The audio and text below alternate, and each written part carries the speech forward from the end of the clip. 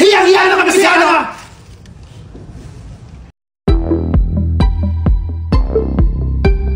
Finally, mapapanood na ang Unkaboggable star na si Vice Ganda sa longest-running comedy gag show sa bansa, ang Bubble Gang. Sa darating na linggo, Oktubre 11 at 26, masisilayan ng publiko ang kauna-unahang pagsasanib puwersa nina Michael V at Vice Ganda. Isang makasaysayang tagpo na tiyak na maghahatid ng saya at good vibes sa mga manonood. Hindi lamang ang mga netizens ang sabik sa kanilang collaboration. Maging sina Vice at Bitoy ay labis ang tuwa at excitement sa espesyal na pagkakataong ito. Bukod kay Vice, aabangan din ng mga Kapuso fans ang ibang special guests at espesyal na segments na inihanda ng Bubble Gang bilang bahagi ng kanilang ika-30 anibersaryo.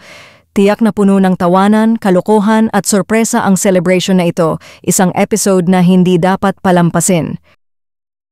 Pag komedyante ka, magkukumpleto ng pagiging komedyante mo pag nakapag-bubble gang ka.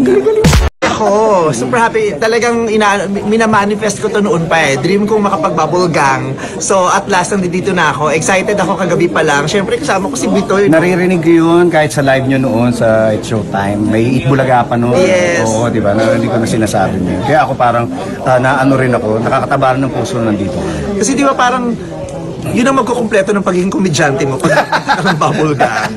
Yeah, malaki ang impact ng bubble gang sa comedy kasi iba't ibang uri ng comedy yung pinapakita dito eh. So maraming natututo ng mga komedyante sa mga pamamaraan ng pagpapatawa. So lahat yon makikita sa bubble gang. Kaya at saka yung sinasabi ko nga, pag komedyante ka, magkukumpleto ng pagiging komedyante mo pag nakapag-bubble gang ka. Galing mo magsalita. Uy!